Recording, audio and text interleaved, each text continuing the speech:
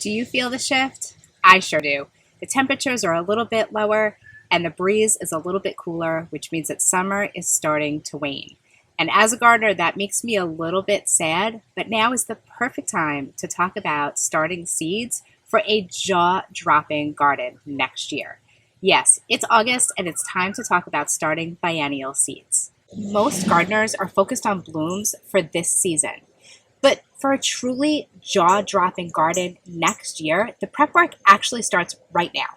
Biennial flowers are often overlooked by gardeners, but they're some of the most dramatic flowers that you can plant.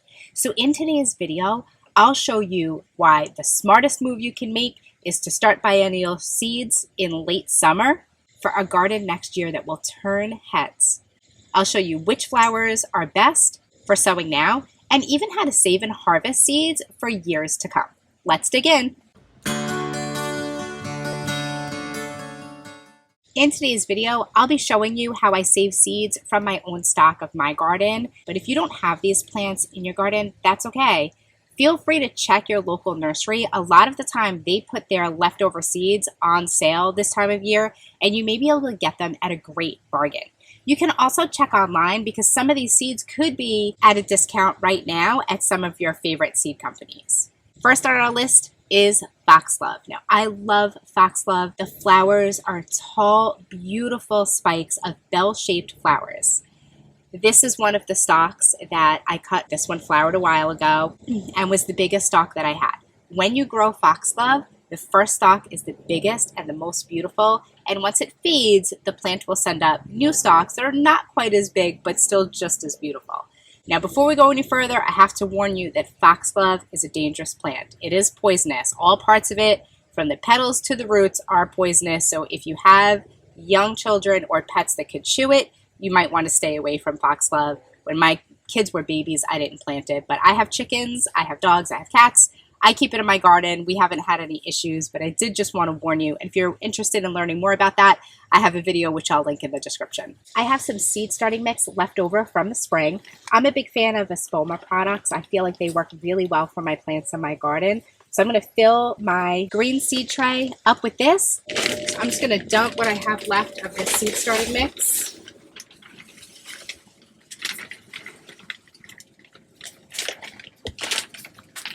into a mixing tray, and I'm going to water that until it feels like a wrung out sponge. I like to mix it with my hands to make sure that it's got enough moisture in it. I'm going to break up any chunks in here. You can see how now when I press it together it kind of holds its shape. That's what you're looking for. You don't want it so wet that it's dripping.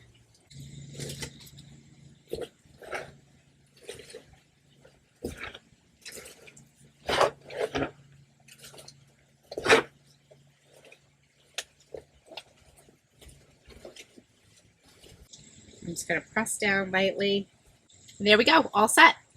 Now the flowers that I'm starting today are from my own garden. They're not for sale. So I'm going to be doing one row of the seed tray with each different plant because that's about all I need for my garden for next year. And I'll be sure to mark them so that I remember what they are. I always think, oh, I'll know what it is. And then 3 months later, I have no idea. So you can see that the stem is made up of all of these little seed pods. So if I take one seed pod off, crush it over a paper plate, all of the seeds fall out. Now these tiny seeds need light to germinate, so you don't want to cover them completely, you just want to press them down into your seed tray. Let's take a look. So I've got my foxglove seeds and I've got my row set up. I'm going to do one row down this way, which will give me 8 plants. Now you can see these seeds are super tiny. I'm going to do a bunch of seeds in each cell, and then I could always separate them later. And like I said before, these seeds require light to germinate, so you don't want to cover them. You can see just from a few seed pods, I have way more than I need. I'm just going to tap those down a little bit so they get plenty of moisture. Foxglove seeds take 14 to 21 days to germinate, and then it'll be 6 to 8 weeks before they're ready to plant out. You'll get like a little rosette that you'll be able to plant, and it will overwinter beautifully in the ground. Next, we'll do some hollyhocks. So this is a that I cut from my garden, and you can see that it has all of these seed pods on it. So I'm just going to break one off. And then when you open this up, it has tons of seeds in here that are all ready to plant. Put my seed tag in there.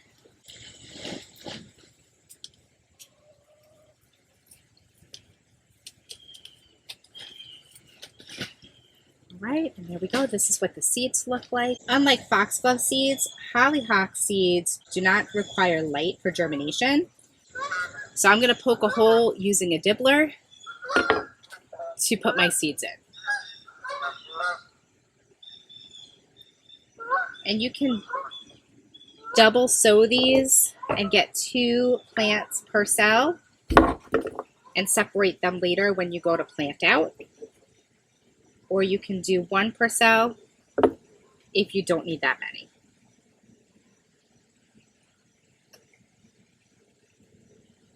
Now for most of these plants, if you don't have seeds now and you're not able to find them for sale in your local garden center, especially if you buy most of your seeds at a big box store, I find that they don't tend to carry seeds this time of year at all.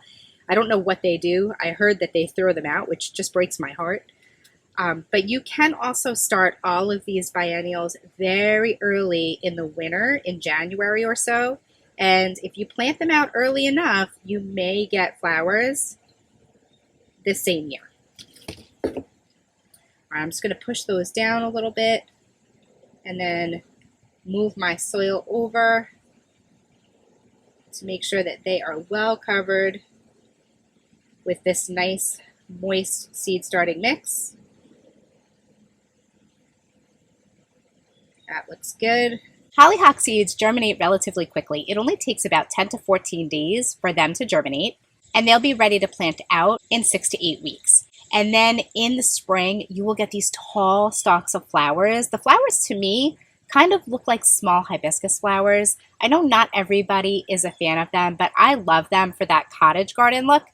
And I also feel like as tall as they are, their stems are a lot stronger than so many other tall plants like dahlias that I plant. They often don't need staking, or if they do, it's minimal. Another of my favorite biennials is rose campion.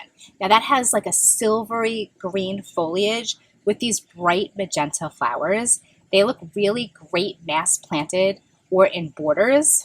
So I've taken some stems from my spent plants, and we're going to harvest these similarly to the way that we did with foxglove. Now these will take 14 to 21 days to germinate, and they'll be ready to plant out in about 6 weeks. So similarly to foxglove, these seeds need light to germinate. They're teeny tiny, so I'm going to put a few in each cell, and then I'm just going to tap them down with my fingers so that they have a nice soft cocoon to germinate in. Another favorite biennial is Sweet William. Now, I didn't have a chance to harvest seeds from my own plants this year, and the seeds are already off the plants, so I was able to purchase these. These take 7 to 14 days to germinate, and they'll be ready to plant out in 6 to 8 weeks.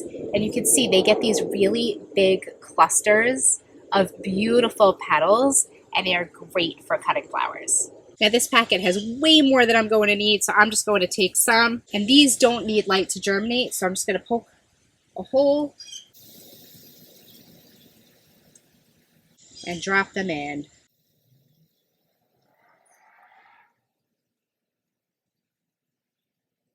Now to an honorable mention. While these are not the only biennials, Canterbury bells are also really popular. I'm not going to be planting those today, but I am going to be planting Echinacea.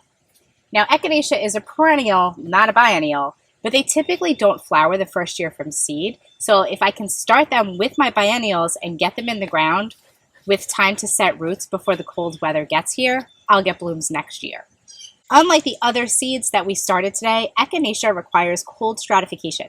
So it needs a chilling period in order to be able to germinate. I did that by saving seeds earlier this season and popping them into my fridge. There are some varieties of Echinacea that are more likely to bloom in the first year if you start them really early, like in January, depending on your zone. One of them is Cheyenne Spirit. That has a mix of colors. It's really beautiful. and that one is a pretty reliable first-year bloomer as long as you start your seeds early. Another really good one is Powwow Wild Berry, which has like a really beautiful pink flower. So if you're looking for blooms the first year, you may want to look into that one if you don't have any currently growing in your garden. And a third would be Prairie Splendor. So I harvested my Echinacea seeds a little while back. I cold stratified them and I put them in a tray with some other things that I was looking to grow for next year. And now I have plugs that are ready to go in the ground or be uppotted. Once you harvest your Echinacea seed heads, you want to put them in a paper bag and shake them up. You're going to get some chaff, which is the black spiky things. You're going to get seeds that look like arrowheads. They're this gray color. Pop them into your fridge and then put them in your seed tray to grow out.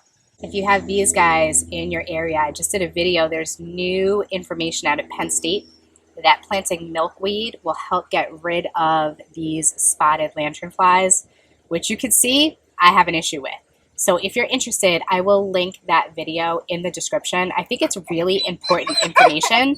So definitely take a look and maybe share that information with somebody you know that's struggling with spotted lanternflies. I have one row left in my seed tray, and of all of these flowers, my favorite are foxglove. So I'm going to go ahead and smush up one more of these seed heads and plant that